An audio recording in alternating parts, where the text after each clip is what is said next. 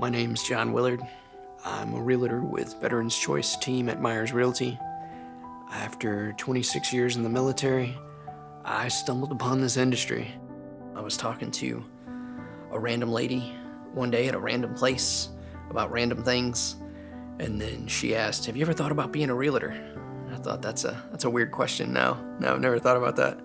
Her husband was a local broker, and she asked, "Would you have lunch with my husband and I?" was like, "Sure." And then it just all sparked from there. The military has a skill bridge program, so I was able to do a couple of months just kind of mentorship under G.R. Myers. And after that, I found more purpose after the military that I didn't realize was going to be there. And it got even better than I thought it was going to be, because now that feeling of purposeness that I felt active duty wise, where we can go to a place that's in turmoil and stabilize it, and families can have a normal life. Kids can go to school, shops can open, or we land on an island and there's a hurricane coming, and you tell the people, get on the jet, we've got to evacuate, we've got to get out of here. That feeling of purposefulness I thought I was losing, but then with real estate, I found like a more personal, deeper purposefulness. Transitioning out of the military and into civilian life is still something I struggle with, and when those connections pop back up and say things like, "I'm in Japan and I've got a friend that's coming, can you help him find a house?" You're like, "Yeah, I get this connection back again." I realize I'm not really losing those things, I'm just enjoying those connections in different ways. I'm Diana Green. I am a realtor with the Veterans Choice Group, and I have been an educator for pretty much my whole entire life. One day, my life had changed a lot, and I was trying to figure out which way I wanted to go. And my best friend actually came up with this idea, and she's like, "You know what? You should become a realtor." And I'm like, "Dude, that's an awesome idea. Why didn't I think of that?" Sometimes your best friends actually know you better than yourself. I'm Adam D'Alessandro, realtor with Veterans Choice. I'm originally from Scranton, Pennsylvania. I was in the Air Force for 6 years. I joined the military for a variety of reasons, but I definitely expected the military to change a lot of my mindset and help me build some accountability and show me just a different way of life. I chose to get into real estate also for a variety of reasons. But it wasn't something that I did as I was coming out of the military. It was actually something I did while I was in the military. While I was buying my first house, my realtor, who actually became my broker, kept trying to tell me I had a business mindset and I should get into real estate. I should do it, and I should get my license. And I kept telling him I was just too busy. I didn't have the time. I was currently active duty. It just wouldn't work. And then one day I just got a little frustrated with something at work, and I just couldn't stop thinking about it. I'm not that kind of person. I'm usually very optimistic. And I just realized I had too much time on my hands. I didn't quite know what was in store for me. But after getting into real estate, I realized why I was really in real estate and why I was going to be in real estate for the rest of my life. The impact that we can make on clients is something that's life-changing. We're creating generational wealth.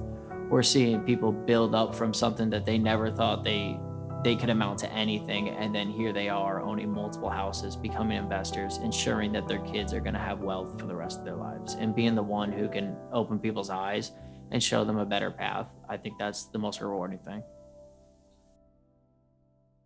One of the things that the military taught us, that you need good data to make good decisions. And so you bring that together for the clients. Like, here's a profile of what this house has been through, and what the history of it is, and then how we could bring an offer together to help mitigate some of the pain points for the seller and maximize what the buyer can do with their money. There's so many moving parts. I think that's part of the value of having a realtor, someone that's always got their finger on the pulse of that industry. And as you come in and come out of selling or buying your piece of property, knowing what's going on as a whole, not just in the industry, but in your area and with the personalities in your area, it helps to have like a tour guide. There's a whole lot of resources. You can go into the public records, pull the tax data. You can look at how many times has this sold over a different period of time? What were those prices? Even maybe what were the interest rates at the time? And you start to estimate what do these folks maybe owe on the house? And then that steers your offer. Sometimes you feel like some folks have watched it on TV and they want more negotiations to get the thrill of the negotiations. So if a seller's asking, price X, and a buyer comes in and offers them what they're asking, but then they're like, that wasn't enough negotiations. We're gonna counteroffer with a higher price than we were originally asking for because we need the drama. I don't see it that way. Maybe I'm missing something. I kind of look at it like a matching game, so I don't think it's gotta be angry, aggressive. I think it's more loving and caring and guiding. There's a lot of preparation actually that goes into it. When I show a property, I will not go on a showing without my toolkit, which includes flashlights, tape measures, graphite powder in case there's locks that get jammed or what have you, screwdrivers, pliers, even a hand trowel. I always want to look up the property. I read through the entire listing. I try to read through the disclosures and any other information that I can find about the property so that I know as much about it as I can. But then if they decide they like the place, that's actually where the real research starts, because then we can really dig in and find out a lot more information about the property. I think homeownership is one of the most important things you can ever have in life. I think having a place that is securely yours, that you're not going to have to move out of, a place where you can create memories with your family and you can call it home. I've been a part of many real estate transactions, and I think every problem that comes up always comes with its difficulties. However, as long as it's a properly managed problem, I don't think anything is necessarily difficult. Our job is to educate and guide our clients, and we have to do what's best for them. However, we can't force them to do anything, but there's definitely a lot of clients out there that will do their best to make the transaction as hard as possible and do all the wrong things. And we just have to be there to give them the pros and cons list and why we think that may be the wrong decision. So yeah, it comes up. There are so many great experiences I've had. This career has changed my entire life. I mean, it's put me in a place where I can say I've made such positive impact on people, whether that be through helping clients purchase their homes, become homeowners, and then shortly after becoming investors and building that generational wealth. Doing something like this where you make an impact, that's huge. I feel like homeownership, I've realized more and more how important it is to have your own space in this world. I use the word sanctuary a lot because life's got its ups and downs. And to have your place where you make all your favorite memories with all your favorite people, it's so critically important. When you ask someone how they feel at a closing, I think you're looking for like a joyful answer, like the we've made it to the finish line kind of answer. But honestly, it's bittersweet. It's a little bit of both. Because yeah, you made it to the finish line. This family is going into this home and they're starting this chapter of their story. So yeah, that's fantastic. Or the seller needed to get this house sold so that they can they take their story to the next chapter.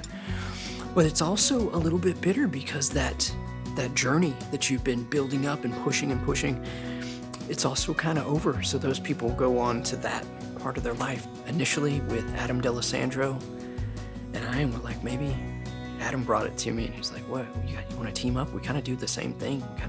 We've got a lot of similar clients that we work with together. Like, what do you think about teaming up? Like, it kind of sounds like a cool idea. And as you deal with other personalities in the industry, being able to have those same military friends that you can call names or be inappropriate with, that kind of feels a little bit like home. Maybe a little less professional, but more bromanship, more brother-sister feeling. We work together. We support each other. I can't count the number of times that Adam and John have been, right at the other end of a phone call to offer advice or explain something or teach something to me. I actually met John when my husband and I were looking to buy a new house. My mother-in-law actually has stage 4 Parkinson's disease, and she had moved in with us because she couldn't live on her own anymore. So we really needed more space. And John was the listing agent for this house that I found that had a double master. And I was like, oh my God, that could be amazing for us. And so he was our buyer's agent when we bought our current house.